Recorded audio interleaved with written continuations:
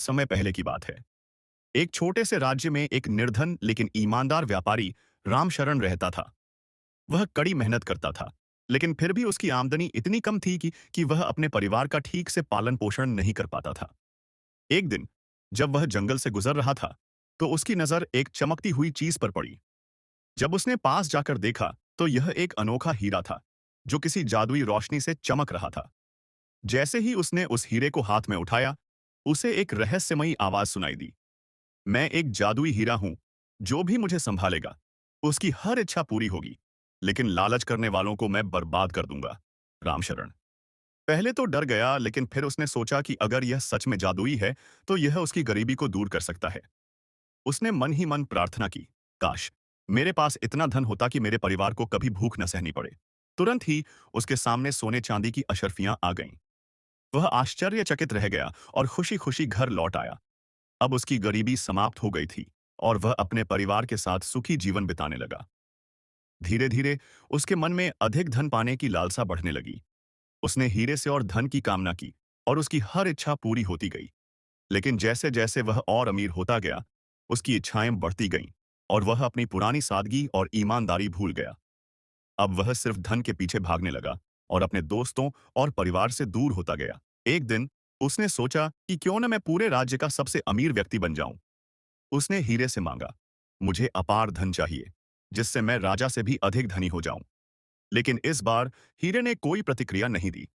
रामशरण ने कई बार इच्छा व्यक्त की, लेकिन हीरा अब चमकना बंद कर चुका था। अचानक उसके आसपास का सारा धन गायब होने लगा। उसकी हवेली खंडहर बन गई, उसके खजाने खाली हो गए और वह फिर से गरीब हो गया। उसने घबराकर हीरे से प्रार्थना की, मुझे माफ कर दो, मैं अपने लालच में अंधा हो गया था। मुझे मेरी पुरानी साधारण जिंदगी वापस दे दो। हीरे से फिर से वही रहस्यमयी आवाज आई, तुम्हें सबक मिल चुका है। धन से अधिक महत्वपूर्ण ईमानदारी और संतोष होता है। जाओ और फिर से मेहनत से अपनी जिंदगी बनाओ। यह कहकर हीरा अचानक गायब हो गया। रामशरण ने अपने जीवन की सबसे बड़ी सीख सीख ली।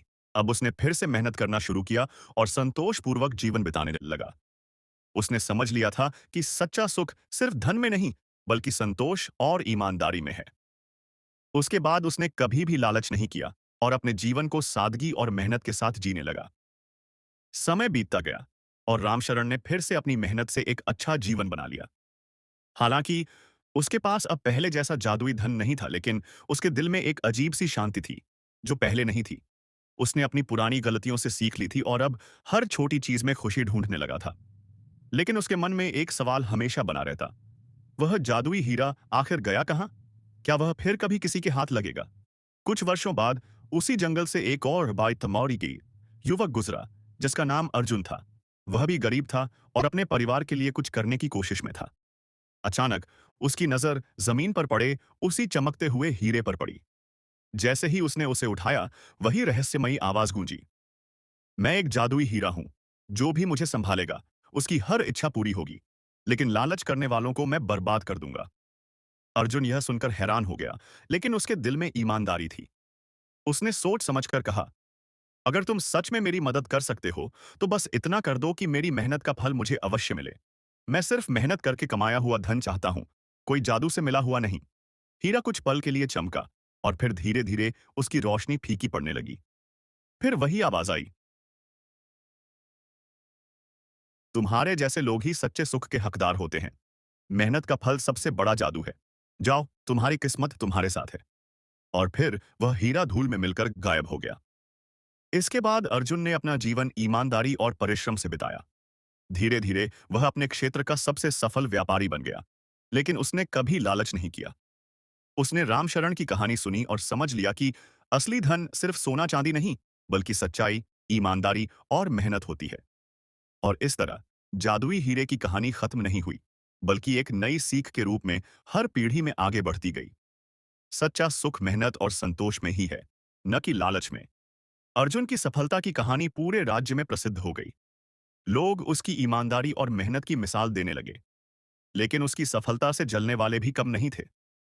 कुछ लालची व्यापारियों को यकीन था कि अर्जुन के पास कोई रहस्य अवश्य है, जिससे वह इतनी तेजी से तरक्की कर रहा है। उन्होंने उसे कई बार फुसलाने की कोशिश की, यहां तक कि रिश्वत देकर उसका भेद जानने की भी कोशिश की। लेकिन अर्जुन हमेशा मुस्कुराकर कहता, मेहनत और ईमानदारी से बड़ा कोई जादू नहीं। हालांकि अर्जुन के मन में कभी-कभी जादुई हीरे की याद आ जाती थी। वह सोचता था कि क्या हीरा हमेशा के लिए गायब हो गया या फिर किसी और के हाथ लगने की प्रतीक्षा कर रहा है। उसने कई बार जंगल में जाकर उसे ढूंढने की कोशिश की, लेकिन वह हीरा फिर कभी नहीं मिला। उसे तब एहसास हुआ कि हीरा सिर्फ उन्हीं लोगों के सामने प्रकट होता था जिनकी नीयत की परीक्षा लेनी होती थी। समय बीतता गया और अर्जुन ने अपनी मेहनत और बुद्धिमानी से एक बड़ा व्यापार खड़ा कर लिया। उसने जरूरतमंदों की मदद की, कई अनाथ बच्चों के लिए आश्रय गृह बनवाए और अपने राज्य को खुशहाल बनाने में योगदान दिया। उसकी दयालुता और परोपकार देखकर राजा स्वयं भी प्रभावित हुए और उसे अपना मुख्य सलाहकार बना लिया। अब अर्जुन के पास वैभव और सम्मान दोनों थे, लेकिन उसने कभी लालच नहीं किया। एक दिन जब अर्जुन बहुत वृद्ध हो चुका था, उसने अपने पोते को अपने पास बुलाया और उसे जादुई हीरे की कहानी सुनाई। फिर उसने मुस्कुराकर कहा, बेटा, असली जादू हीरा नहीं, बल्कि हमारी मेहनत और नेकदिली होती है। अगर तुम कभी ऐसी कोई शक्ति पाओ, तो याद रखना, लालच करने वाले हमेशा उसे खो देते हैं, लेकिन मेहनती लोग बिना किसी जादू के भी अपना भाग्य बना लेते हैं। यह कहानी अर्जुन की आने वाली पीढ़ियों में भी सुनाई जाने लगी और धीरे-धीरे पूरे राज्य में फैल गई। लोग जादुई हीरे की तलाश में जंगल में जाते, वो थे को ये, वो न आते, लेकिन वह कभी किसी को नहीं मिला। शायद वह हीरा अब भी कहीं छिपा हुआ था, किसी ऐसे इंसान की प्रतीक्षा कर रहा था जो सच्चे दिल और नेक इरादों वाला हो, या शायद वह हमेशा के लिए गायब हो चुका था, अपनी आखिरी सीख देकर। सबसे बड़ा जादू खुद इंसान के अंदर होता है, उसकी मेहनत, ईमानदारी और संतोष में। समय बीतता गया, लेकिन जादुई हीरे की कहानी कभी नहीं मिटी। यह एक किंवदंती बन गई, जिसे दादी नानी अपने पोते पोतियों को सुनाया करती थीं। कुछ लोग इसे मात्र एक कहानी मानते, जबकि कुछ अब भी विश्वास करते थे कि वह हीरा कहीं न कहीं छिपा हुआ है और सही व्यक्ति की प्रतीक्षा कर रहा है। कई वर्षों बाद उसी राज्य में एक महत्वाकांक्षी युवक, विक्रम, जादुई हीरे की तलाश में निकला। उसने अर्जुन की कहानी सुनी थी और यकीन था कि अगर वह हीरा उसे मिल जाए, तो वह अपार धन संपत्ति हासिल कर सकता है। उसने कई वर्षों तक जंगलों की खाक छानी, गुफाओं में खोजबीन की और यहां तक कि पुराने ग्रंथों में भी उस हीरे का उल्लेख ढूंढने की कोशिश की, लेकिन उसका कोई अता पता नहीं चला। एक दिन जब विक्रम थककर हार मानने ही वाला था, तभी उसे एक बूढ़े साधु से मिलने का अवसर मिला। साधु ने उसकी आंखों में झांका और मुस्कुराते हुए कहा, क्या तुम सच में हीरे की खोज कर रहे हो या सिर्फ उसकी शक्ति के लालच में हो? विक्रम को यह प्रश्न अजीब लगा, लेकिन उसने ईमानदारी से उत्तर दिया, मैं अमीर बनना चाहता हूं, इसलिए इस हीरे को ढूंढ रहा हूं। साधु हंसे और बोले, अगर धन ही तुम्हारा एकमात्र लक्ष्य है, तो तुम्हें हीरा कभी नहीं मिलेगा। लेकिन अगर तुम कुछ और सोचने की क्षमता रखते हो, तो तुम्हें इसका उत्तर अवश्य अवश्य मिलेगा। यह कहकर साधु ने एक चमकता हुआ कांच का टुकड़ा विक्रम की ओर बढ़ाया और बोले, इसे देखो और सोचो, तुम्हारी असली इच्छा क्या है? विक्रम ने उस टुकड़े में झांका और उसे उसमें अपना ही प्रतिबिंब दिखाई दिया। लेकिन यह कोई साधारण प्रतिबिंब नहीं था। उसे अपनी सारी असफलताएं, अपना लालच और अपने खोए हुए वर्षों की झलक मिली। उसे एहसास हुआ कि उसने सिर्फ धन के लिए वर्षों व्यर्थ कर दिए, बिना यह समझे कि असली जादू मेहनत और संतोष में होता है। अचानक कांच का टुकड़ा उसकी हथेलियों में पिघलकर मिट्टी में बदल गया। साधु ने मुस्कुराकर कहा, हीरा कभी किसी लालची के हाथ नहीं लगता। जाओ और अपने जीवन की असली कीमत समझो। उस दिन के बाद विक्रम पूरी तरह बदल गया। उसने हीरे की खोज छोड़ दी और मेहनत से अपनी तकदीर खुद बनाने का निश्चय किया। धीरे धीरे वह एक सफल व्यापारी बन गया, लेकिन उसने कभी किसी प्रकार का लालच नहीं किया। वर्षों बाद जब विक्रम वृद्ध हो गया, तो उसने अपने बच्चों को वही सीख दी जो कभी अर्जुन ने अपनी संतान को दी थी। हीरा कोई पत्थर नहीं, बल्कि एक परीक्षा है। जो मेहनत करता है, वही असली जादू पा लेता है, और जो लालच करता है, वह उसे हमेशा के लिए खो देता है। और इस तरह जादुई हीरे की कहानी कभी खत्म नहीं हुई। वह हीरा अब भी लोगों की कहानियों और सीखों में जीवित था, एक रहस्य बनकर, एक प्रेरणा बनकर और एक चेतावनी बनकर कि सच्चा जादू केवल ईमानदारी, मेहनत और संतोष में है, न कि किसी चमकते हुए पत्थर में। वर्षों बाद विक्रम की कहानी भी एक किंवदंती बन गई और उसकी बताई सीखें लोगों की जिंदगी का हिस्सा बन गईं। लेकिन जादुई हीरे की खोज खत्म नहीं हुई थी। अब भी कई लोग इस रहस्यमयी हीरे की तलाश में जंगलों में जाते, पुरानी गुफाओं को खंगालते और पुराने ग्रंथों को पढ़ते, लेकिन कोई भी इसे खोज नहीं पाया। कुछ लोग कहते थे कि यह हीरा केवल योग्य व्यक्ति के सामने प्रकट होता है, तो कुछ का मानना था कि यह सिर्फ एक कहानी है, जिसका असली मकसद लालच और ईमानदारी के बीच फर्क समझाना था। एक दिन एक जिज्ञासु विद्वान, अमरनाथ, इस कथा की सच्चाई जानने के लिए निकल पड़ा। वह कोई धन या वैभव नहीं चाहता था, बल्कि वह सिर्फ यह समझना चाहता था कि क्या सच में ऐसा कोई हीरा था या यह मात्र एक दंत कथा थी। वर्षों तक उसने पुराने शिलालेखों और ताम्रपत्रों का अध्ययन किया, महलों और मंदिरों के खंडहरों में सुराग खोजे और जंगलों में रातें बिताईं, लेकिन हीरे का कोई निशान नहीं मिला। फिर एक दिन एक प्राचीन पुस्तक में उसे एक अजीब इशारा मिला। जो अपने भीतर की रोशनी को पा ले, वही असली हीरे का मालिक बनता है। यह वाक्य उसे भीतर तक झकझोर गया। उसे समझ आया कि यह हीरा कोई साधारण पत्थर नहीं, बल्कि एक प्रतीक था, एक आत्मज्ञान का प्रतीक। उस दिन के बाद अमरनाथ की सोच बदल गई। उसने हीरे की बाहरी खोज छोड़ दी और खुद को ज्ञान, सत्य और ईमानदारी के मार्ग पर समर्पित कर दिया। धीरे धीरे वह एक महान शिक्षक बन गया, जिसने हजारों लोगों को सही राह दिखाई। लोग उसकी बातें सुनने दूर दूर से आते और सीखते कि असली समृद्धि बाहरी दुनिया में नहीं, बल्कि हमारे विचारों और कर्मों में होती है। अंततः जादुई हीरे की कहानी अपने सबसे गहरे रहस्य पर आकर खत्म हुई। वह हीरा कहीं बाहर नहीं था, वह हमेशा से हमारे भीतर था। और इसी संदेश के साथ यह कथा पीढ़ी दर पीढ़ी चलती रही, हमेशा लोगों को यह याद दिलाने के लिए कि असली जादू किसी पत्थर में नहीं, बल्कि हमारे अपने भीतर छिपा होता है। समय के साथ अमरनाथ का ज्ञान पूरे राज्य में फैल गया और लोग उसे एक संत की तरह मानने लगे। वह जिस भी गांव में जाता, वहां लोग उसकी शिक्षाएं सुनने के लिए इकट्ठा हो जाते। उसने हर जगह यही बताया कि असली हीरा हमारी आत्मा की शुद्धता, हमारी मेहनत और हमारी सच्चाई है।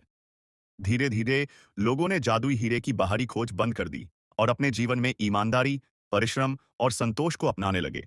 लेकिन इस कथा का अंत अभी नहीं हुआ था। कई वर्षों बाद एक नौजवान राजकुमार, धर्मवीर, इस कहानी को सुनकर बहुत प्रभावित हुआ। वह जानना चाहता था कि क्या सच में यह सिर्फ एक प्रतीक था या कभी कोई असली जादुई हीरा था। उसकी जिज्ञासा इतनी गहरी थी कि उसने अपने पूरे राज्य के विद्वानों को बुलवाया और उनसे इस रहस्य पर चर्चा की। कुछ ने कहा कि यह केवल एक शिक्षा देने का माध्यम था, जबकि कुछ ने दावा किया कि हीरा सचमुच अस्तित्व में था, लेकिन उसने खुद को दुनिया की आंखों से छिपा लिया था। राजकुमार धर्मवीर ने फैसला किया कि वह खुद इस रहस्य की गहराई तक जाएगा। वह अमरनाथ की शिक्षाओं का अध्ययन करने लगा और जंगलों में, गुफाओं में और पुराने खंडहरों में हीरे की तलाश करने लगा। वर्षों तक वह इसकी खोज में लगा रहा, लेकिन हीरा कभी नहीं मिला। लेकिन इस यात्रा के दौरान उसने कुछ बहुत महत्वपूर्ण चीजें सीख लीं। संयम, धैर्य, परिश्रम और सत्य की शक्ति। आखिरकार जब वह वृद्ध हो गया और अपने राज्य में लौटा, तो उसे एहसास हुआ कि उसकी खोज ने उसे पहले से कहीं अधिक समृद्ध बना दिया था। उसने अपने अनुभवों से सीखा कि असली खजाना किसी पत्थर में नहीं, बल्कि उन गुणों में है जो एक व्यक्ति को महान बनाते हैं। उसने अपने राज्य के लोगों को भी यही सिखाया और अपने शासनकाल को ज्ञान, सत्य और न्याय से भर दिया। किंवदंती कहती है कि जब धर्मवीर ने अपनी अंतिम सांस ली, तो उसके कमरे में एक रहस्यमयी रोशनी चमकी और कुछ क्षणों के लिए वहां एक चमकता हुआ हीरा दिखाई दिया, फिर अचानक गायब हो गया। कुछ लोगों का मानना था कि वह जादुई हीरा था, जो यह देखने आया था कि उसका असली उत्तराधिकारी कौन था।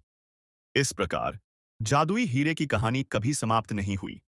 यह हर पीढ़ी में नई खोजों, नई परीक्षाओं और नए सबकों के साथ आगे बढ़ती रही। कुछ इसे मात्र एक दंतकथा मानते रहे, तो कुछ इसे सच्चाई समझकर अपनी आत्मा को शुद्ध करने और सच्चे सुख की खोज में लग गए। लेकिन एक बात निश्चित थी, जो भी सच्चे दिल से इस रहस्य को समझ लेता था, वह किसी भी जादू से अधिक शक्तिशाली बन जाता था। समय बीतता गया, लेकिन जादुई हीरे की कथा समाप्त नहीं हुई। यह कहानी अब महलों, मंदिरों और गांवों के चौपालों पर सुनाई जाने लगी। हर पीढ़ी इसे अपने तरीके से समझती, लेकिन एक सवाल अब भी अनुत्तरित था। क्या वह हीरा सच में कभी किसी को मिला था, या यह मात्र एक कहानी थी जो इंसान को उसके भीतर झांकने का संदेश देती थी।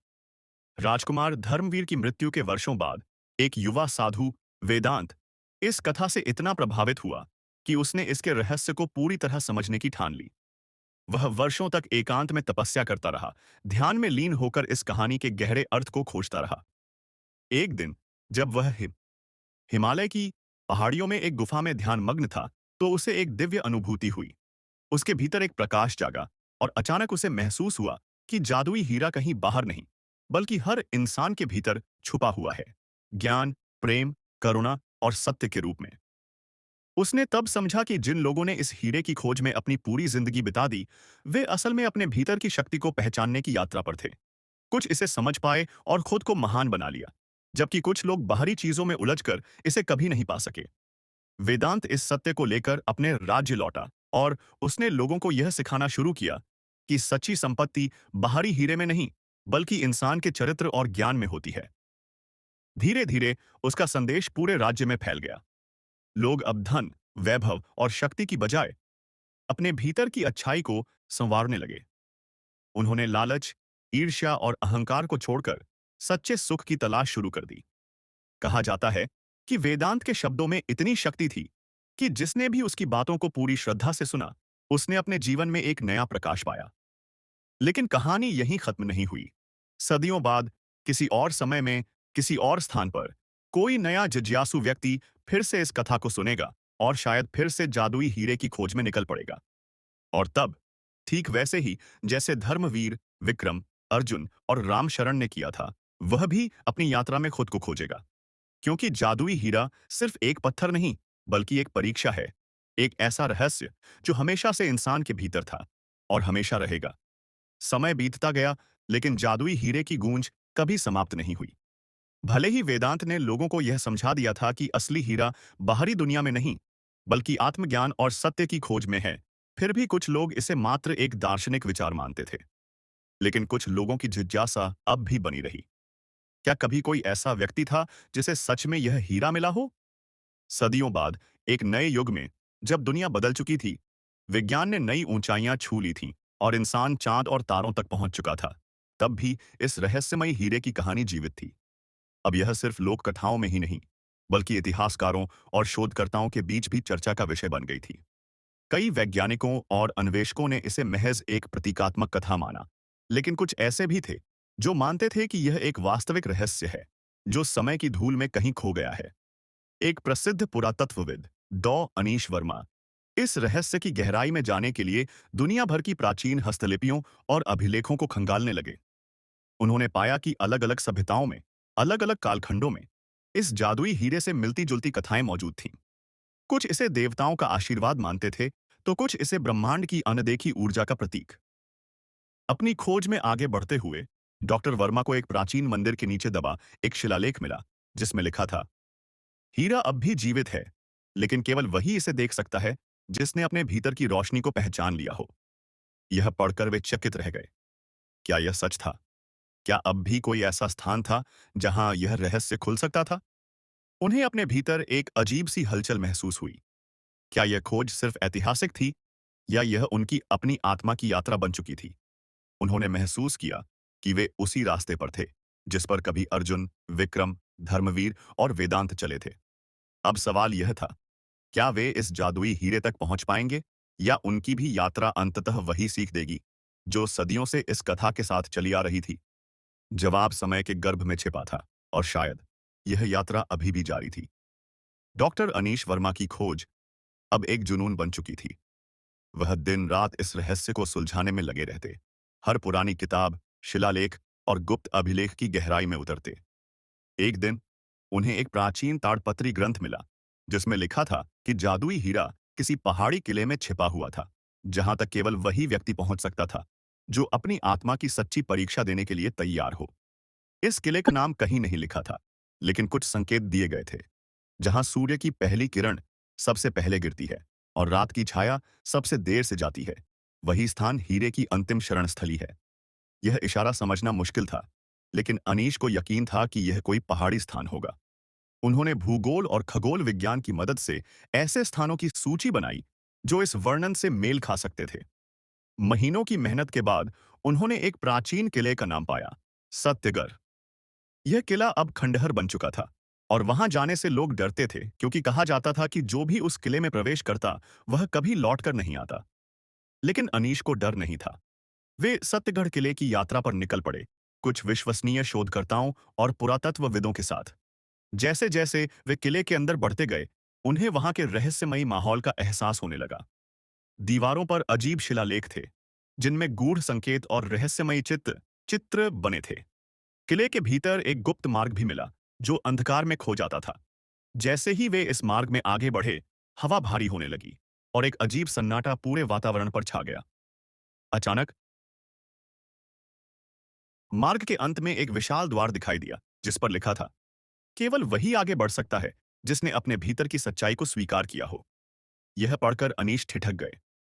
क्या यह सच में कोई जादुई द्वार था या बस एक और मिथक? उन्होंने अपनी आंखें बंद कीं और अपने भीतर झांकने की कोशिश की। अचानक उन्हें अपनी पूरी यात्रा की झलकियां दिखाई देने लगीं। बचपन से लेकर अब तक हर वह क्षण जब उन्होंने लालच, अहंकार, संदेह या भय महसूस किया था।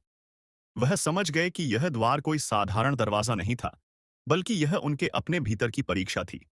जब उन्होंने पूरी निष्ठा से अपनी गलतियों को स्वीकार किया और अपने भीतर की सच्चाई को स्वीकार किया, तभी द्वार धीरे धीरे खुलने लगा।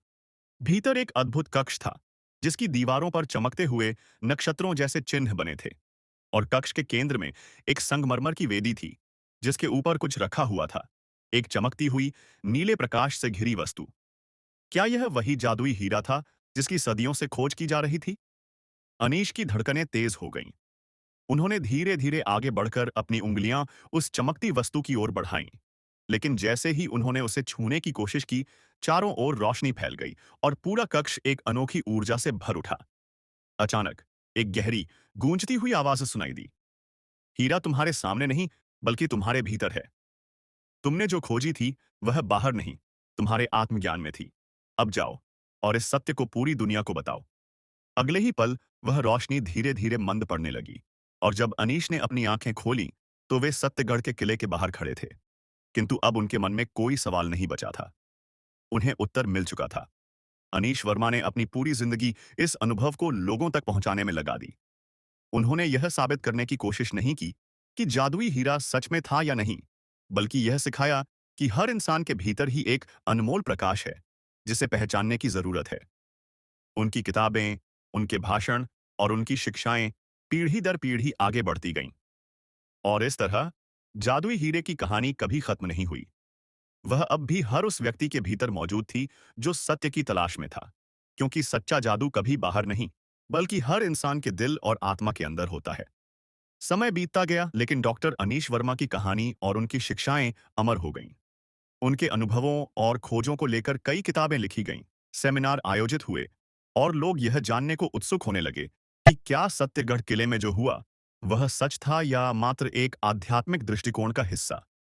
लेकिन जो भी उनकी कहानियां सुनता, वह यह मानने पर मजबूर हो जाता कि जादुई हीरा कोई भौतिक वस्तु नहीं, बल्कि आत्मज्ञान का प्रतीक था। हालांकि हर कोई इस विचार को इतनी आसानी से स्वीकार नहीं कर सकता था। कुछ पुरातत्वविदों और वैज्ञानिकों ने इसे रहस्य के रूप में देखने की बजाय इसे इतिहास की सबसे बड़ी पहेली मान लिया। कुछ लोगों का मानना था कि हीरा कभी सच में अस्तित्व में था, लेकिन समय के साथ खो गया या किसी ने इसे छुपा दिया। वहीं कुछ अन्य शोधकर्ताओं ने दावा किया कि यह हीरा अब भी कहीं न कहीं मौजूद है और सही व्यक्ति के हाथों में पहुंचने की प्रतीक्षा कर रहा है। इन्हीं चर्चाओं के बीच एक युवा वैज्ञानिक कियान मल्होत्रा इस रहस्य को वैज्ञानिक दृष्टिकोण से देखने की ठानी। उन्होंने विभिन्न धर्मग्रंथों, प्राचीन अभिलेखों और पुरानी कहानियों की गहराई में उतरना शुरू किया। वे विश्वास करते थे कि यदि यह केवल एक प्रतीकात्मक विचार होता, तो इसके बारे में इतनी अलग-अलग संस्कृतियों में उल्लेख क्यों मिलता। उन्होंने विभिन्न स्थानों का अध्ययन किया, जिनका उल्लेख अलग-अलग कहानियों में था, और पाया कि हर संस्कृति में एक दिव्य पत्थर या चमकता खजाना जैसी किसी वस्तु का जिक्र जरूर मिलता था। अपनी खोज को आगे बढ़ाते हुए कियान ने डॉक्टर अनीश वर्मा की पुरानी नोटबुक्स और उनके अनुसंधान को पढ़ा। उन्होंने पाया कि सत्यगढ़ किले के अलावा भी कई जगहों पर जादुई पत्थर या रहस्यमय रोशनी का उल्लेख था। विशेष रूप से एक पुराने अभिलेख में लिखा था कि जब सही समय आएगा और जब सच्चा खोजी अपने भीतर की शुद्धता को प्राप्त करेगा, तब हीरा दोबारा प्रकट होगा। यह वाक्य कियान के मन में गूंजने लगा। क्या इसका अर्थ यह था कि हीरा सिर्फ उन्हीं को दिखाई देता था जो सच में इसके योग्य होते थे? क्या इसका यह भी मतलब हो सकता था कि अनीश वर्मा ने जो देखा था, वह किसी प्रकार का आध्यात्मिक या मानसिक अनुभव था, न कि कोई वास्तविक पत्थर? लेकिन फिर एक दिन कियान को एक और अद्भुत सुराग मिला। एक गुप्त अभिलेख जो अब तक किसी ने ठीक से पढ़ा नहीं था। उसमें एक विशेष स्थान का उल्लेख था, 7 पहाड़ियों के पीछे, जहां आकाश और धरती का मिलन होता है। वहां ही वह प्रकाश अब भी प्रतीक्षा कर रहा है। यह पंक्तियां पढ़ते ही कियान की जिज्ञासा चरम पर पहुंच गई। क्या यह किसी असली स्थान का वर्णन था? क्या वहां सच में कुछ छुपा हुआ था, या यह केवल एक और प्रतीकात्मक संकेत था? अब उसकी यात्रा शुरू हो चुकी थी। एक नई खोज, एक नई आशा और एक नया अध्याय जादुई हीरे की कहानी में। कियान मल्होत्रा की जिज्ञासा अब जुनून में बदल चुकी थी। उन्होंने दुनिया के विभिन्न रहस्यमयी स्थानों, प्राचीन ग्रंथों और लोक कथाओं का अध्ययन करना शुरू किया। 7 पहाड़ियों के पीछे, जहां आकाश और धरती का मिलन होता है। यह वाक्य उनके दिमाग में बार बार गूंजता रहा। क्या यह कोई पहेली थी? क्या यह किसी वास्तविक स्थान की ओर इशारा कर रहा था? कई महीनों की रिसर्च और ऐतिहासिक नक्शों के अध्ययन के बाद कियान को एक संभावित स्थान मिला। तिब्बत और भारत की सीमा पर स्थित एक प्राचीन घाटी, जिसे सप्तगिरी कहा जाता था। यह जगह हजारों साल पहले एक रहस्यमयी भूमि मानी जाती थी, जहां साधु महात्मा ध्यान किया करते थे और कई रहस्यमयी घटनाएं घटित हुई थीं। यह स्थान सदियों से वीरान था और यहां जाने की हिम्मत बहुत कम लोग करते थे। कियान ने फैसला कर लिया कि वह इस जगह पर जाकर स्वयं सच्चाई का पता लगाएंगे। वह अपने दल के साथ यात्रा पर निकल पड़े। जैसे जैसे वे गहरी घाटियों और दुर्गम पहाड़ियों को पार करते गए, मौसम और माहौल अजीब होने लगा। वहां के स्थानीय लोग इस जगह के बारे में ज्यादा बात करने से कतराते थे। कुछ ने कहा कि वहां अदृश्य शक्तियां रहती हैं, जो बाहरी लोगों को स्वीकार नहीं करती। कुछ ने यह भी बताया कि जो लोग उस घाटी में गए, वे या तो वापस नहीं लौटे, या फिर लौटे तो उनकी मानसिक स्थिति बदल चुकी थी। लेकिन कियान ने हार नहीं मानी। उन्होंने अपनी यात्रा जारी रखी। कई दिनों की कठिन चढ़ाई और गहरी खोजबीन के बाद वे एक रहस्यमयी गुफा के सामने खड़े थे। गुफा के प्रवेश द्वार पर एक अजीब सा प्रतीक उकेरा हुआ था, जो अनीश वर्मा के शोध में मिले शिलालेख से मेल खाता था। इसका मतलब था कि वे सही जगह पर थे। गुफा के अंदर का माहौल और भी रहस्यमयी था। भीतर जाते ही उन्हें ऐसा महसूस हुआ मानो समय की गति धीमी हो गई हो। वहां हवा में अजीब सा कंपन था, और गुफा की दीवारों पर हजारों साल पुराने शिलालेख खुदे हुए थे, जो किसी अज्ञात भाषा में थे। सबसे अचंभे की बात यह थी कि गुफा के सबसे गहरे हिस्से में एक प्रकाशित पत्थर रखा हुआ था। एक ऐसा पत्थर जो हल्की नीली रोशनी से जगमगा रहा था। में था। क्या यह वही जादुई हीरा था जिसकी सदियों से तलाश की जा रही थी? कियान की धड़कनें तेज हो गईं। उन्होंने धीरे धीरे आगे बढ़कर पत्थर को छूने की कोशिश की, लेकिन जैसे ही उनकी उंगलियां उस पत्थर के करीब पहुंची, पूरा गुफा अचानक रोशनी से भर उठा। एक गूंजती हुई आवाज चारों ओर फैल गई। जिसे तुम बाहर खोज रहे हो, वह तुम्हारे भीतर है। लेकिन क्या तुम सच में इस उत्तर को स्वीकार करने के लिए तैयार हो? कियान स्तब्ध रह गए। क्या यह कोई भ्रम था? क्या यह कोई पुरानी तकनीक थी, या सच में किसी दिव्य शक्ति की उपस्थिति? उनके मन में हजारों सवाल दौड़ने लगे। लेकिन तभी गुफा की दीवारों पर खुदे प्रतीक चमकने लगे, और उन पर लिखे शब्द स्पष्ट हो गए। जिसने सत्य को पा लिया, वही असली हीरे का स्वामी है। और तभी कियान को समझ आया, यह हीरा केवल उन लोगों के लिए था जो अपने भीतर की यात्रा पूरी कर चुके थे। अब सवाल था, क्या कियान सच में यह रहस्य पूरी तरह समझ पाएंगे, या यह यात्रा उन्हें कहीं और ले जाएगी जहां नेज है अनपावा। नए रहस्य उनका जिज्ञासा से इंतजार कर रहे थे। क्या जादुई हीरे की खोज वास्तव में समाप्त हो चुकी थी, या यह सिर्फ एक नई शुरुआत थी? कियान मल्होत्रा के मन में हलचल मची हुई थी।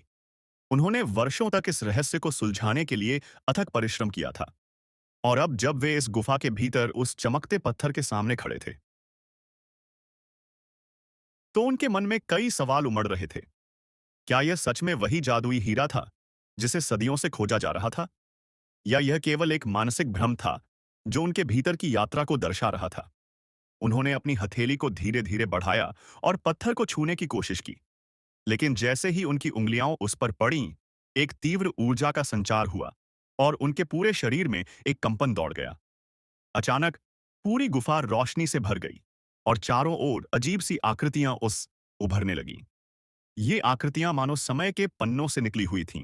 प्राचीन साधु, पुराने राजाओं की छवियां, और वे सभी लोग जो इस रहस्य की खोज में जीवन भर लगे रहे थे। अचानक एक गूंजती हुई आवाज गुफा में गूंज उठी। क्या तुम तैयार हो? कियान ने आंखें बंद कर लीं। उन्हें एहसास हुआ कि यह सिर्फ एक भौतिक पत्थर नहीं था, बल्कि यह एक परीक्षा थी। यह पत्थर केवल उसी को स्वीकार कर सकता था जो इसके रहस्य को समझने और आत्मसात करने के योग्य था। उन्होंने अपनी पूरी यात्रा को याद किया। सत्यगढ़ किला, डॉ अनीश वर्मा की शिक्षाएं, पुरातन ग्रंथ और उन सभी लोगों की कहानियां जो इस हीरे की खोज में निकले थे। फिर जैसे ही उन्होंने अपने भीतर झांका, उन्हें महसूस हुआ कि यह हीरा केवल ज्ञान, आत्मबोध और सच्ची खोज की परीक्षा थी।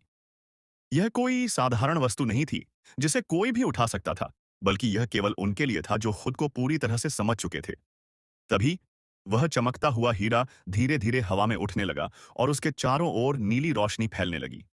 कियान को महसूस हुआ कि उनका शरीर हल्का होता जा रहा है और उनकी आत्मा किसी उच्चतर सत्य से जुड़ रही है। उन्होंने महसूस किया कि इस पूरे ब्रह्मांड में हर व्यक्ति अपने स्वयं के जादुई हीरे की तलाश कर रहा है। कोई इसे शक्ति में खोजता है, कोई धन में, कोई प्रेम में और कोई ज्ञान में। लेकिन असली हीरा हर किसी के भीतर ही होता है और उसे खोजने की यात्रा ही असली परीक्षा होती है। जैसे ही यह अनुभूति उनके मन में गहराई से बैठी, गुफा की रोशनी धीमी पड़ने लगी। हीरा धीरे धीरे अपनी चमक खोने लगा और अंततः विलीन हो गया। कियान अब भी वहीं खड़े थे, लेकिन उनके चेहरे पर एक अलग ही शांति थी। उन्होंने कुछ भी अपने साथ नहीं लिया, लेकिन वे अब पहले से कहीं अधिक समृद्ध थे, ज्ञान और आत्मबोध से। जब वे गुफा से बाहर निकले, तो उनका दल उनका इंतजार कर रहा था। वे सब आश्चर्यचकित थे। क्या तुम्हें हीरा मिला? कियान हल्के से मुस्कुराए और बोले, हाँ, लेकिन यह वहां नहीं था जहां हम सोच रहे थे। ये हमेशा से यहीं था, हमारे भीतर। उनकी यह बात सुनकर बाकी सब चकित थे, लेकिन कियान जानते थे कि जो उत्तर उन्होंने पाया है, उसे शब्दों में पूरी तरह समझाना असंभव था। यह हर इंसान को स्वयं अपनी यात्रा में समझना होगा। और इसी तरह जादुई हीरे की कहानी समाप्त नहीं हुई, बल्कि यह हर नए खोजी के साथ बार बार जन्म लेती रही। क्योंकि असली जादू न तो किसी पत्थर में था, न ही किसी किले में, बल्कि हर इंसान की आत्मा की यात्रा में छिपा था। कियान मल्होत्रा जब उस गुफा से बाहर निकले, तो वे वही व्यक्ति नहीं थे जो वहां गए थे। उनके भीतर कुछ बदल चुका था। एक नई समझ, एक नया दृष्टिकोण और सबसे बड़ी बात, एक अटूट शांति। उनके साथी अभी भी उनसे सवाल पूछ रहे थे। क्या सच में जादुई हीरा वहां था? क्या वह सिर्फ एक मिथक था? क्या हमें भी वही अनुभव होगा जो तुम्हें हुआ? कियान हर सवाल को शांत भाव से सुनते रहे, लेकिन उन्होंने कोई सीधा उत्तर नहीं दिया। जिसे तुम खोज रहे हो, वह तुम्हारी अपनी यात्रा पर निर्भर करता है। उन्होंने बस इतना ही कहा। इसके बाद वे वापस शहर लौट आए, लेकिन अब वे पहले जैसे नहीं थे। उनकी आंखों में गहराई थी, उनकी बातों में वजन था, और सबसे महत्वपूर्ण बात, उनका दिल पूरी तरह से शांत था। उन्होंने अपने जीवन का उद्देश्य तय कर लिया था। अब वे इस रहस्य को दुनिया के साथ साझा करेंगे, लेकिन किसी किताब या भाषण के माध्यम से नहीं, बल्कि एक ऐसी यात्रा के रूप में जिसे हर कोई खुद अनुभव कर सके। उन्होंने एक आश्रम की स्थापना की, जहां लोग अपनी स्वयं की हीरे की खोज कर सकें। वहां कोई धार्मिक नियम नहीं थे, कोई सख्त सिद्धांत नहीं थे। बस एक ही सिद्धांत था कि हर व्यक्ति अपने भीतर वह अनमोल प्रकाश लिए हुए है, जिसे वह बाहर खोजने की कोशिश कर रहा है। धीरे धीरे कियान की शिक्षाएं दुनिया भर में फैलने लगीं। लोग उनकी बातें सुनने आने लगे, और जिन लोगों ने पहले उन पर संदेह किया था, वे भी उनकी ओर आकर्षित होने लगे। कुछ वैज्ञानिकों ने इसे मनोवैज्ञानिक अनुभव कहा, कुछ ने इसे अध्यात्म से जोड़ा, और कुछ ने इसे अब भी सिर्फ एक कहानी माना। लेकिन जिन लोगों ने खुद इस खोज की यात्रा की, वे जानते थे कि कियान सच कह रहे थे। कई वर्षों बाद जब कियान वृद्ध हो चुके थे, तब एक दिन एक युवा उनके पास आया और पूछा, क्या वह जादुई हीरा कभी किसी को मिला? कियान मुस्कुराए और बोले, यह कहानी कभी खत्म नहीं होती। हर पीढ़ी में कोई न कोई इसे खोजने निकलता है, कोई इसे पा लेता है, और कोई इसे सिर्फ एक मिथक मानकर छोड़ देता है। लेकिन अंत में यह हीरा हर किसी के पास होता है। बस कुछ लोग इसे देख पाते हैं और कुछ नहीं। युवा ने फिर पूछा, तो क्या मैं इसे पा सकता हूं? कियान ने उसकी आंखों में देखा और कहा, तुम पहले से ही इसे अपने भीतर लिए हुए हो, लेकिन तुम्हें अपनी यात्रा खुद करनी होगी। युवा ने सिर झुका लिया और वहां से चला गया, लेकिन उसके मन में एक हलचल थी। शायद अब वह भी अपनी यात्रा शुरू करने वाला था, ठीक वैसे ही जैसे कियान ने मां हंसन ने कभी की थी। और इस तरह जादुई हीरे की कहानी कभी खत्म नहीं हुई। यह हर उस व्यक्ति के साथ फिर से जन्म लेती रही, जो अपने भीतर की सच्चाई को खोजने के लिए तैयार था। वर्षों बीत गए, लेकिन कियान मल्होत्रा की शिक्षाएं कभी मिटी नहीं। उनकी बातें उन सभी के दिलों में गूंजती रहीं, जिन्होंने अपने जीवन में सच्चे अर्थ की खोज शुरू की थी। वह आश्रम, जिसे उन्होंने स्थापित किया था, अब एक साधारण स्थान नहीं रह गया था। यह एक तीर्थ स्थल बन चुका था, जहां दुनिया भर से लोग आते, अपनी चिंताओं को पीछे छोड़ते और आत्मखोज की यात्रा पर निकलते। एक दिन, जब कियान की उम्र बहुत बढ़ चुकी थी और उनका शरीर थक चुका था, तब एक पुराना शिष्य उनके पास आया। उसकी आंखों में वही जिज्ञासा थी जो कभी कियान के भीतर थी। उसने पूछा, गुरुदेव, क्या आपने कभी उस हीरे को दोबारा देखा? कियान हल्के से मुस्कुराए और बोले, मैंने उसे हर दिन देखा, हर जगह, हर व्यक्ति में। शिष्य उलझन में था। लेकिन वह हीरा तो सत्यगढ़ किले से जुड़ा था। वह गुफा, वह रोशनी, क्या वह सब सिर्फ एक मनोवैज्ञानिक अनुभव था? कियान ने गहरी सांस ली और कहा, हर कोई हीरे को एक चमकती हुई वस्तु के रूप में देखना चाहता है, लेकिन वह असल में सिर्फ एक प्रतीक था। मैंने सत्यगढ़ की उस गुफा में पाया कि यह रहस्य किसी पत्थर के टुकड़े में नहीं, बल्कि हमारे भीतर छुपा है। जब मैंने अपने अहंकार को छोड़ा, अपने डर को स्वीकार किया और अपने भीतर झांका, तभी मुझे असली हीरा मिला। शिष्य ने सिर झुका लिया। उसे कियान की बातों का अर्थ समझ आ रहा था, लेकिन पूरी तरह नहीं। यह एक ऐसी बात थी जिसे केवल अनुभव किया जा सकता था, सुना नहीं जा सकता। फिर कुछ महीनों बाद कियान ने अपनी अंतिम सांस ली, लेकिन उनका जाना एक अंत नहीं था। यह एक नई शुरुआत थी।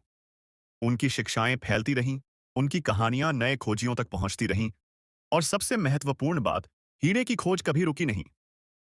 कई वर्षों बाद उसी आश्रम में एक नया साधक आया। उसकी आंखों में वही जिज्ञासा थी जो कभी कियान के अंदर थी। उसने प्राचीन ग्रंथों को पढ़ा, ध्यान किया और सत्य की खोज में निकला। और फिर एक रात, जब वह ध्यान में बैठा था, उसे वही अनुभव हुआ जो कभी कियान को हुआ था। एक चमकती हुई रोशनी, एक गूंजती हुई आवाज, जिसे तुम खोज रहे हो वह हमेशा से तुम्हारे पास था। और इसी तरह जादुई हीरे की कहानी फिर से शुरू हुई, क्योंकि यह कहानी किसी एक व्यक्ति की नहीं थी। यह हर खोजी की अपनी कहानी थी। समय बीतता गया, लेकिन कियान मल्होत्रा की कहानी केवल पुस्तकों और शिष्यों की स्मृतियों तक सीमित नहीं रही। यह एक जीवित दर्शन बन चुकी थी, जो उन सभी के जीवन को छूती रही, जो सच्चाई की तलाश में थे।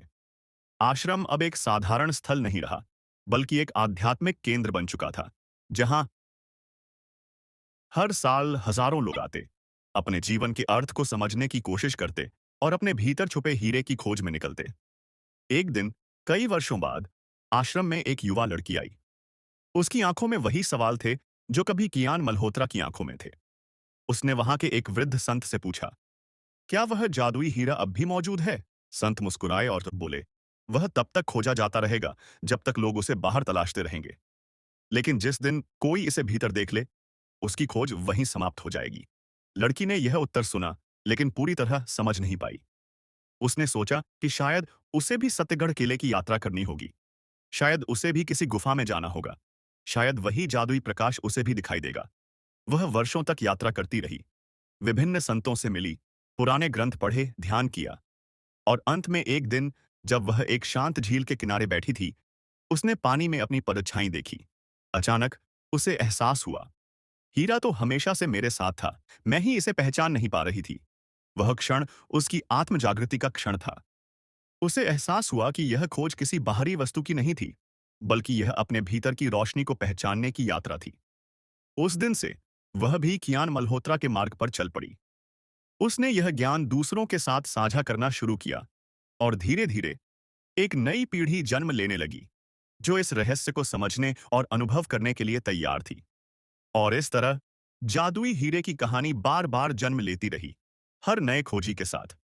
यह न कभी शुरू हुई थी, न कभी खत्म होगी, क्योंकि यह हर आत्मा की अपनी व्यक्तिगत यात्रा थी। एक यात्रा जो बाहर नहीं, बल्कि भीतर की ओर जाती थी। समय बीतता गया, लेकिन जादुई हीरे की यह रहस्यमयी खोज कभी नहीं रुकी। जिन लोगों ने इसे समझ लिया, वे शांत और संतुष्ट हो गए। लेकिन जो अब भी इसे एक भौतिक वस्तु मानते थे, वे जीवन भर इसे ढूंढते रहे। सत्यगढ़ किले की कहानियां समय के साथ और भी रहस्यमयी होती गईं, असमयी होती गईं।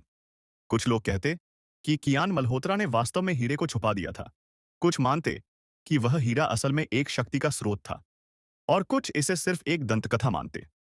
परंतु वास्तविकता यह थी कि हीरा हर उस व्यक्ति के जीवन में प्रकट होता जिसने अपनी आत्मा की गहराइयों में उतरकर सच्चाई को महसूस किया। जैसे जैसे समय बीतता गया, इस कथा ने एक नया रूप ले लिया। विभिन्न स्थानों पर नए खोजी जन्म लेने लगे, जो इस रहस्य को हल करने के लिए दुनिया के हर कोने में गए। लेकिन अंत में हर कोई एक ही निष्कर्ष पर पहुंचा। यह खोज बाहरी दुनिया में नहीं थी, बल्कि अपने भीतर की यात्रा थी। एक दिन सत्यगढ़ किले के खंडहरों में एक नवयुवक आया। उसने पुराने शिलालेखों को पढ़ा, दीवारों पर बने चिन्हों को समझने की कोशिश की और कियान की कहानियों को ध्यान से सुना। उसे लगा कि वह किले के भीतर कुछ छुपा हुआ खोज सकता है। रात के अंधेरे में वह किले के सबसे गहरे तहखाने में पहुंचा, जहां कहा तौसाउस जाता था कि अंतिम रहस्य छुपा है। जैसे ही उसने वहां कदम रखा, उसे हल्की हल्की रोशनी दिखाई देने लगी। उसे लगा कि शायद वह हीरा अब भी यहां छुपा हुआ है। लेकिन जैसे ही उसने दीवार पर हाथ रखा, उसे एक ध्वनि सुनाई दी, जिसे तू खोज रहा है वह यहां नहीं है, वह तेरे भीतर है। उसकी आंखें अचानक खुल गईं। वह समझ चुका था कि यह खोज किसी वस्तु की नहीं बल्कि आत्मज्ञान की थी। वह वहां से वापस लौटा, लेकिन अब वह पहले जैसा नहीं था। उसके चेहरे पर वही शांति थी जो कभी कियान मल्होत्रा के चेहरे पर थी। समय के साथ यह ज्ञान फैलता रहा। हर पीढ़ी में कोई न कोई ऐसा व्यक्ति आता जो इस रहस्य की खोज में निकलता और फिर अंततः समझता कि असली जादू किसी पत्थर में नहीं, बल्कि हमारी अपनी चेतना में है। और इस तरह जादुई हीरे की कहानी कभी समाप्त नहीं हुई। ये हर उस व्यक्ति के साथ फिर से जन्म लेती रही जो सच्चे अर्थ की तलाश में था। जादुई हीरे की यह रहस्यमयी गाथा पीढ़ी दर पीढ़ी चलती रही। सत्यगढ़ किला अब भी वहीं खड़ा था, अपने टूटे फूटे खंडहरों में सैकड़ों वर्षों की कहानियां समेटे हुए। कई इतिहासकार इसे सिर्फ एक किंवदंती मानते, जबकि कुछ खोजी अब भी यहां आकर इसकी सच्चाई को परखने की कोशिश करते। लेकिन उन सभी में से सिर्फ वही लोग इसकी असली शक्ति को समझ पाते थे, जो यह जान गए थे कि यह हीरा केवल एक प्रतीक था, एक ऐसी रोशनी जो हर इंसान के भीतर थी। एक दिन कई वर्षों बाद सत्यगढ़ किले में एक बूढ़े संत का आगमन हुआ। उनके बाल सफेद हो चुके थे, लेकिन उनकी आंखों में एक गहरी चमक थी। वे चुपचाप किले के भीतर गए, उस जगह पहुंचे जहां कियान मल्होत्रा को कभी जादुई अनुभव हुआ था। वहां बैठकर उन्होंने ध्यान लगाया और कुछ ही क्षणों में हवा में हलचल होने लगी। उनके चारों ओर धीमी धीमी रोशनी फैली और एक हल्की सी आवाज गूंजी, जो खो चुका है वह लौटकर फिर से क्यों आया। संत हल्के से मुस्कुराए और बोले, मैं यहां कुछ पाने नहीं बल्कि देने आया हूं। आवाज शांत हो गई। संत ने अपनी आंखें खोलीं और किले की दीवारों को देखा।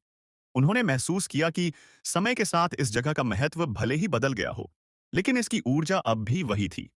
फिर उन्होंने वही किया जो कियान मल्होत्रा ने कभी किया था। उन्होंने सत्य की खोज में आए हर नए यात्री को यह सिखाने का बीड़ा उठाया कि असली जादू किसी बाहरी वस्तु में नहीं, वह समय ही बल्कि आत्मबोध में है।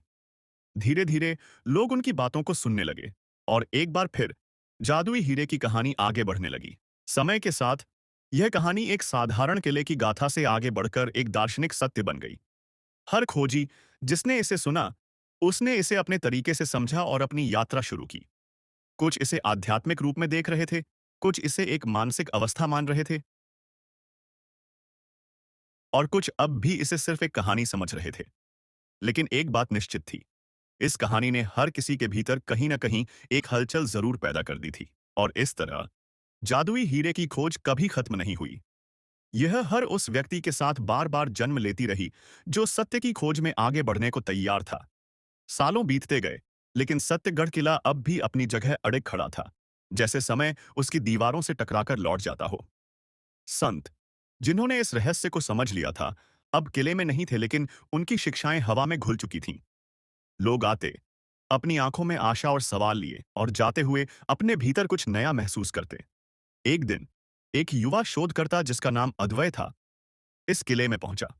उसने वर्षों तक इस किले के बारे में पढ़ा था और अब इसे खुद देखने आया था। उसने किले की हर दीवार को छुआ, वहां के रहस्यमयी शिलालेखों को समझने की कोशिश की और सबसे महत्वपूर्ण बात, उस स्थान को खोजने की कोशिश की जहां कहा जाता था कि जादुई हीरा प्रकट हुआ था। कई दिनों की मेहनत के बाद एक रात जब वह किले के सबसे गहरे हिस्से में था, अचानक उसे एक अजीब सी अनुभूति हुई। चारों ओर एक रहस्यमयी शांति थी, लेकिन उसे ऐसा लगा जैसे किसी ने उसके भीतर कोई प्रश्न जगा दिया हो। तुम यहाँ क्या खोजने आए हो? वह चौंक गया। यह आवाज कहीं बाहर से नहीं, बल्कि उसके अपने भीतर से आ रही थी। उसने खुद से सवाल किया, क्या मैं सिर्फ एक किंवदंती को साबित करने आया हूं, या मैं वाकई किसी गहरे सत्य की तलाश में हूं? जैसे ही उसने यह स्वीकार किया कि असली खोज बाहर नहीं, बल्कि भीतर है, उसके मन से वर्षों का भ्रम हटने लगा। उसे एहसास हुआ कि यही वह अनुभव था जो सदियों से हर सच्चे खोजी को यहां लाया था। कियान मल्होत्रा ने भी यही सीखा था, और यही ज्ञान हर पीढ़ी में फैलता रहा। अद्वैय ने उस रात किले में ध्यान किया। उसने बाहर किसी चमकते हीरे की खोज छोड़ दी और अपने भीतर की रोशनी को महसूस करने लगा। और जब सुबह हुई, तो वह एक बदला हुआ व्यक्ति था। उसके बाद उसने अपने शोध में यह नहीं लिखा कि जादुई हीरा किले में कहीं छुपा था। उसने लिखा कि यह हीरा हर व्यक्ति के भीतर था, लेकिन इसे देखने के लिए आंखों से ज्यादा मन की आवश्यकता थी। समय के साथ सत्यगढ़ किले की कहानी फिर से दुनिया भर में गूंजने लगी। अब यह सिर्फ एक रहस्यमयी किला नहीं था, बल्कि यह एक प्रतीक बन चुका था, एक ऐसी यात्रा का जो बाहर से नहीं, बल्कि भीतर से शुरू होती है। और इस तरह जादुई हीरे की खोज कभी समाप्त नहीं हुई। यह हर उस व्यक्ति के साथ बार बार जन्म लेती रही जो सत्य की तलाश में अपने भीतर झांकने को तैयार था। सालों बाद भी सत्यगढ़ किले की कहानी खत्म नहीं हुई थी। किले की टूटी फूटी दीवारें अब भी उन अनगिनत खोजियों की गवाह थीं, जिन्होंने यहां आकर किसी न किसी रूप में स्वयं को पाया था। लेकिन जैसे जैसे समय बीतता गया, इस कहानी ने एक नया मोड़ ले लिया। अद्वैय, जिसने सत्यगढ़ किले के रहस्य को समझा था, वापस अपने शहर लौट गया। लेकिन अब वह पहले जैसा नहीं था। उसके भीतर एक अजीब सी शांति थी, और उसकी आंखों में एक नई चमक थी। उसने अपने अनुभवों को लिखना शुरू किया, और धीरे धीरे उसकी बातें दुनिया भर में फैलने लगीं। लोग उसकी किताबें पढ़ते, उसकी कहानियों को सुनते, और फिर खुद सत्यगढ़ किले की यात्रा पर निकल पड़ते। लेकिन सबसे रोचक बात यह थी कि हर व्यक्ति को वहां जाकर अलग अलग अनुभव होते। कोई कहता कि उसने वहां रोशनी देखी, कोई कहता कि उसे वहां कोई अनजान आवाज सुनाई दी, और कोई बस यही महसूस करता कि यह स्थान उसकी आत्मा को छूकर चला गया। पर एक चीज सब में समान थी, वे सभी अपने भीतर कुछ नया महसूस करके लौटते। समय के साथ सत्यगढ़ किला केवल एक ऐतिहासिक धरोहर नहीं, बल्कि एक आध्यात्मिक केंद्र बन चुका था। लोग वहां किसी हीरे की तलाश में नहीं जाते थे, बल्कि अपनी आत्मा की खोज में जाते थे। और जितने लोग वहां जाते, उतनी सलान्हा चेते, उतनी ही कहानियां जन्म लेती। एक दिन जब अद्वैय काफी वृद्ध हो चुका था, उसके पास एक युवा आया। उसकी आंखों में वही सवाल थे जो कभी अद्वैय की आंखों में थे। उसने पूछा, क्या जादुई हीरा अब भी सत्यगढ़ किले में मौजूद है? अद्वैय हल्के से मुस्कुराया और कहा, क्या तुमने कभी अपनी आंखों में चमक देखी है जब तुम किसी सच्चाई को महसूस करते हो? क्या तुमने कभी अपने भीतर उठते सवालों को सुना है? यदि हाँ, तो तुम पहले से ही वह आपा हीरा पा चुके हो।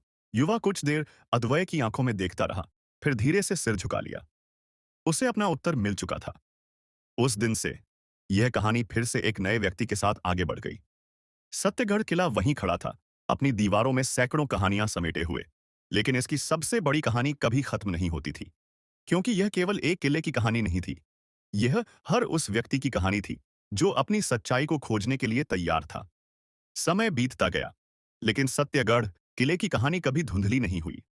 यह अब केवल इतिहास का हिस्सा नहीं थी, बल्कि एक जीवंत रहस्य बन चुकी थी, जो हर पीढ़ी के खोजियों को अपनी ओर बुलाती थी। अद्वैय की बातें एक दर्शन की तरह फैल गई थीं। उसकी किताबें पढ़कर, उसके अनुभवों को सुनकर, और सत्यगढ़ किले की कहानियां जानकर दुनिया भर से लोग इस पथ पर निकलने लगे। पर कहानी यहां खत्म नहीं हुई। वर्षों बाद एक लड़की जिसका नाम आर्या था, उसी रहस्य की खोज में आई। उसने अद्वैय की लिखी किताबें पढ़ी थीं, कियान मल्होत्रा की कहानी सुनी थी, और वह जानना चाहती थी कि इस जादुई हीरे का सच आखिर क्या था। वह किले में पहुंची, उसकी प्राचीन दीवारों को छूकर महसूस किया, और वहां बैठकर घंटों ध्यान लगाया। रात के अंधेरे में, जब पूरा किला एक रहस्यमयी खामोशी में डूबा था, आर्या को एक अजीब सा एहसास हुआ। उसे ऐसा लगा जैसे हवा में कोई शब्द गूंज रहे हों। क्या तुम अब भी इसे बाहर खोज रही हो? आर्या ने गहरी सांस ली। वह समझ गई थी कि यह हीरा एक प्रतीक था, एक ऐसी रोशनी जो हर व्यक्ति के भीतर थी, लेकिन जिसे देखना हर किसी के लिए संभव नहीं था। वह इस सत्य को महसूस कर चुकी थी, लेकिन उसके मन में एक और सवाल था। अगर यह रहस्य केवल आत्मबोध है, तो फिर इस किले की ओर लोग खिंचे चले क्यों आते हैं?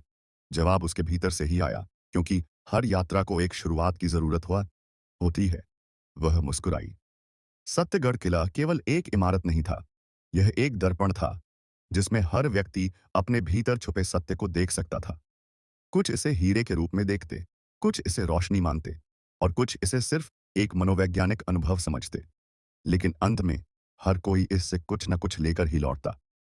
आर्या अगली सुबह किले से बाहर निकली, लेकिन अब वह पहले जैसी नहीं थी। उसकी आंखों में वही चमक थी, जो कभी कियान मल्होत्रा और अद्वै की आंखों में थी। उसने जाना कि जादुई हीरा कभी सत्यगढ़ किले में था ही नहीं, वह तो हर व्यक्ति के भीतर था, बस उसे देखने की दृष्टि होनी चाहिए। और इस तरह जादुई हीरे की कहानी फिर से आगे बढ़ गई, एक नई खोजी के साथ। सत्यगढ़ किला अब भी वहीं खड़ा था, लेकिन उसकी असली शक्ति उसकी दीवारों में नहीं, बल्कि उन अनगिनत आत्माओं में थी, जो यहाँ आकर अपने भीतर का प्रकाश देख पाती थीं। सालों बाद भी सत्यगढ़ किले की कहानी लोगों के दिलों में जीवित रही।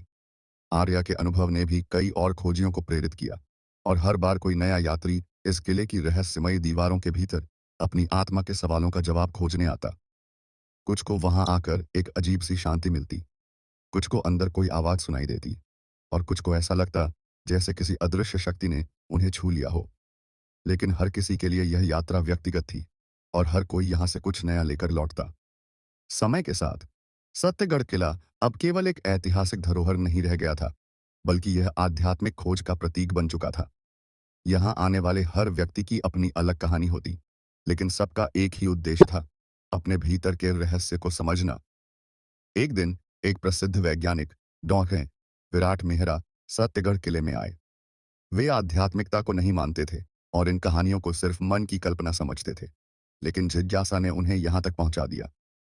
उन्होंने आधुनिक उपकरणों के साथ किले का निरीक्षण किया, वहां की दीवारों को स्कैन किया, और यह समझने की कोशिश की कि क्यों लोग यहाँ आकर इतने गहरे अनुभव महसूस करते हैं।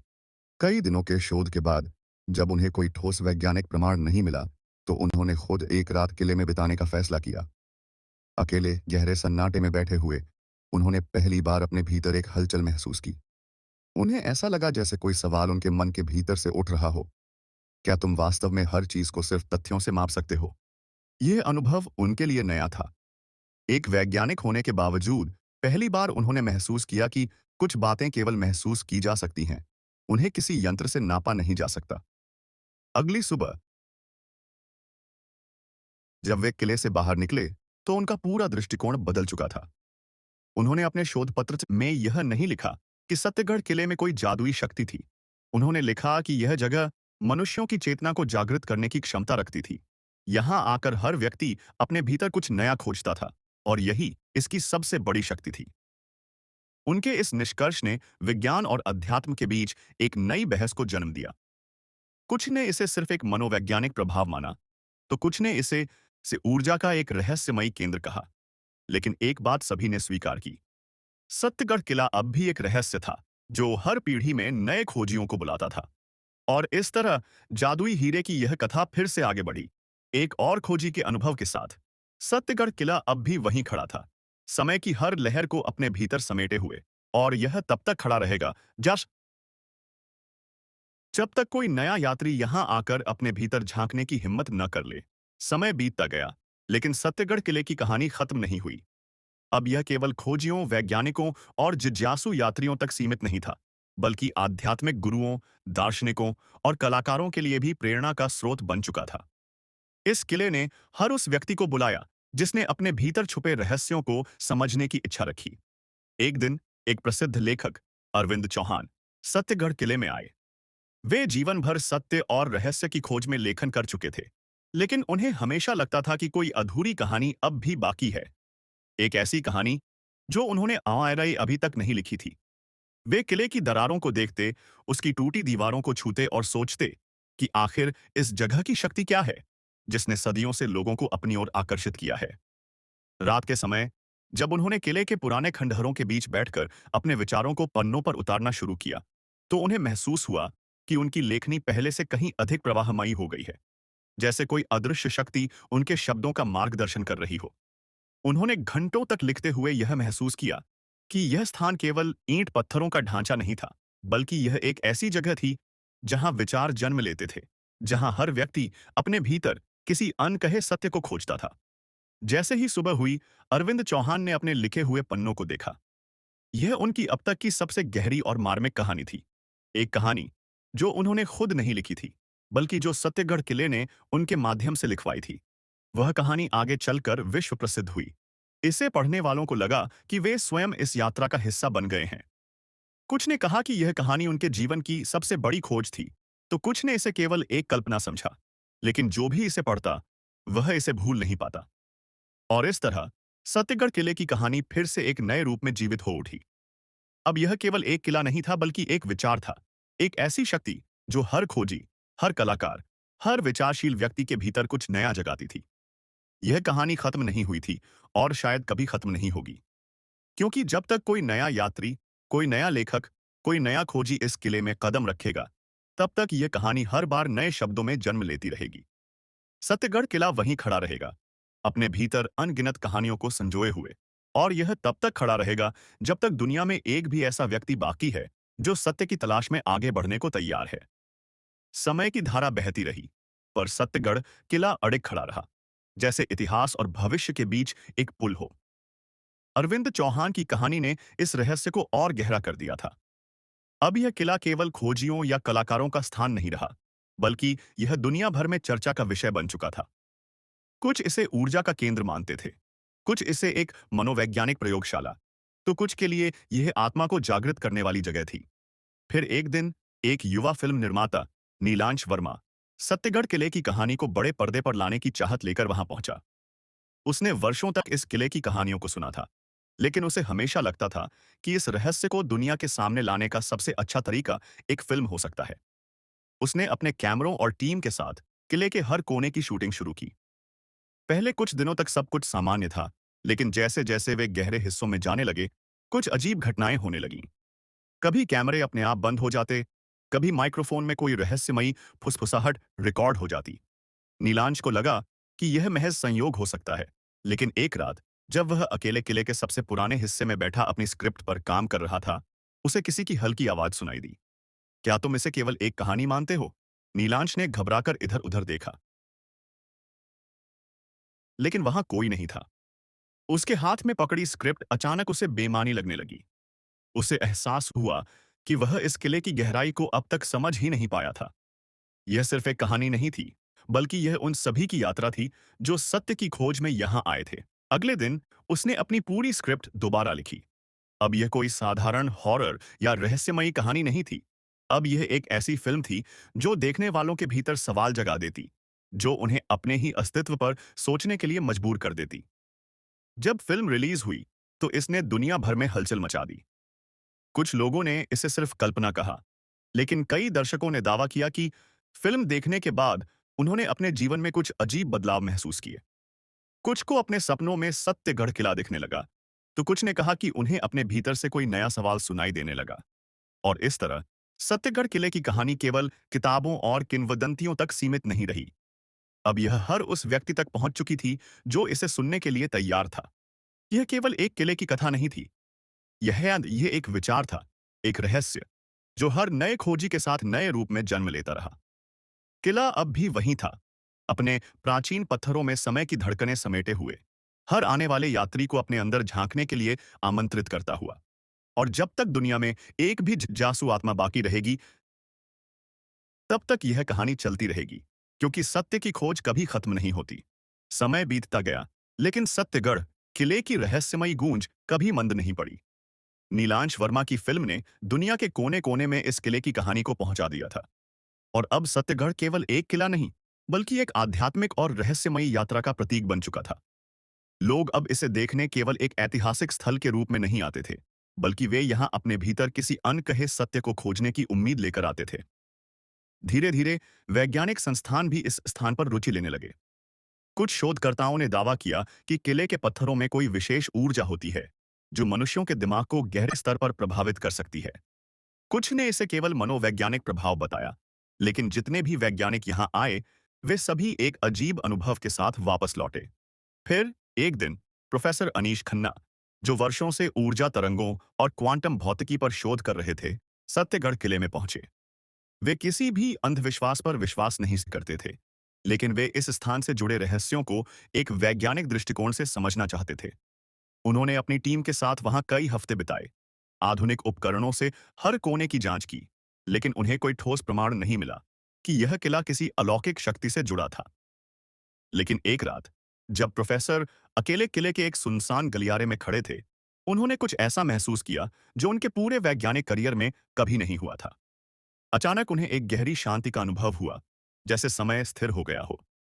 उन्हें अपने भीतर एक अजीब सा कंपन महसूस हुआ, और फिर उनके मन में एक सवाल उठा। क्या हर चीज को सिद्ध करने की आवश्यकता होती है, या कुछ चीजें केवल अनुभव करने के लिए होती हैं? अगली सुबह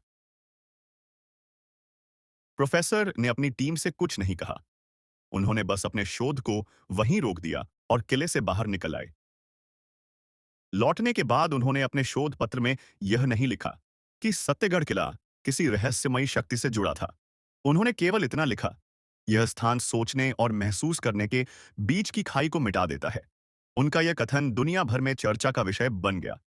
लोग इसे पढ़कर और भी अधिक संख्या में सत्यगढ़ किले की यात्रा पर आने लगे। कोई इसे आत्मज्ञान का केंद्र मानता, कोई इसे मनोवैज्ञानिक परिवर्तन का स्थान, तो कोई इसे अब भी एक रहस्य मानता। लेकिन एक चीज सब में समान थी, हर कोई यहां से बदलकर वापस लौटता था। और इस तरह सत्यगढ़ किला केवल एक ऐतिहासिक स्मारक नहीं, बल्कि एक जीवित रहस्य बन गया। यह हर खोजी के लिए एक नया अनुभव था, हर यात्री के लिए एक नई कथा। समय बीतता जाएगा, पीढ़ियां बदलती जाएंगी, लेकिन जब तक एक भी व्यक्ति सत्य की खोज में अपने भीतर झांकने की हिम्मत करेगा, तब तक सत्यगढ़ किला खड़ा रहेगा, अपने रहस्यों को संजोए, हर नए खोजी के लिए एक नई यात्रा तैयार करते हुए। सालों बीतते गए, लेकिन सत्यगढ़ किले की रहस्यमयी आभा कभी फीकी नहीं पड़ी। दुनिया भर से लोग अब इस किले की ओर खींचे चले आते थे, कुछ इतिहास की परतें खोलने के लिए, तो कुछ अपनी आत्मा की गहरी खोज के लिए। हर साल हजारों लोग यहां आते और लौटते, लेकिन कुछ ऐसे भी थे जो यहां से लौटकर कभी पहले जैसे नहीं रह पाए। सत्यगढ़ किले की कहानी अब केवल एक किंवदंती नहीं, बल्कि एक जीती जागती यात्रा बन चुकी थी। एक ऐसी यात्रा जो हर व्यक्ति के भीतर एक नया अध्याय लिख जाती थी। जिन लोगों ने यहाँ अपने भीतर की आवाज सुनी थी, वे बाहर की दुनिया में जाकर दूसरों को यह सिखाने लगे कि सबसे बड़ा रहस्य किसी वस्तु में नहीं, बल्कि हमारी चेतना की गहराइयों में छिपा होता है। एक दिन, कई वर्षों बाद, एक छोटी बच्ची अपने माता-पिता के साथ सत्यगढ़ किले में आई। वह केवल 10 साल की थी, लेकिन उसकी आंखों में वैसी ही जिज्ञासा थी, जैसी कभी कियान मल्होत्रा, अद्वै और आर्या की आंखों में थी। उसकी छोटी-छोटी उंगलियां किले की दरारों को छू रही थीं, मानो वह पत्थरों के भीतर छुपे रहस्य को महसूस कर रही हो। शाम ढल रही थी और किले के पुराने खंडहरों पर हल्की धुंध छा रही थी। बच्ची ने अपनी माँ से पूछा, माँ, क्या सच में यहाँ कोई जादुई हीरा छिपा हुआ है? माँ ने मुस्कुराकर जवाब दिया, कुछ लोग कहते हैं कि यह सिर्फ एक कहानी है। लेकिन तभी बच्ची ने मुस्कुराते हुए कहा, मुझे लगता है कि हीरा यहीं है। शायद हम उसे देख नहीं सकते, लेकिन मैं उसे महसूस कर सकती हूँ। उसकी माँ ने नई हैरानी से उसे देखा, लेकिन कुछ नहीं कहा। बच्ची ने धीरे-धीरे अपनी आंखें बंद कीं और कुछ देर तक वहीं खड़ी रही। जब उसने आंखें खोलीं, तो उसकी आंखों में एक गहरी चमक थी, वही चमक जो सदियों से हर खोजी की आंखों में दिखाई देती थी। किसी को नहीं पता कि उस बच्ची ने वहां क्या महसूस किया। शायद उसने वही सुना होगा जो सदियों पहले कियान, अद्वै और आर्या ने सुना था। शायद सत्यगढ़ किले ने अपनी कहानी एक नई पीढ़ी को सौंप दी थी, और इस तरह जादुई हीरे की कहानी फिर से शुरू हो गई। सत्यगढ़ किला वहीं खड़ा था, शांत, रहस्यमयी और धैर्यपूर्वक इंतजार करता हुआ। यह किला तब तक खड़ा रहेगा जब तक दुनिया में एक भी आत्मा सत्य की खोज में भटकती रहेगी। हर खोजी यहां आएगा अपने सवालों के साथ, और लौटेगा अपने भीतर छुपे जवाबों के साथ। शायद सच यही था, हीरा कभी किसी पत्थर में छुपा ही नहीं था। वह हमेशा से हर उस व्यक्ति के भीतर था जो उसे ढूंढने की हिम्मत करता था।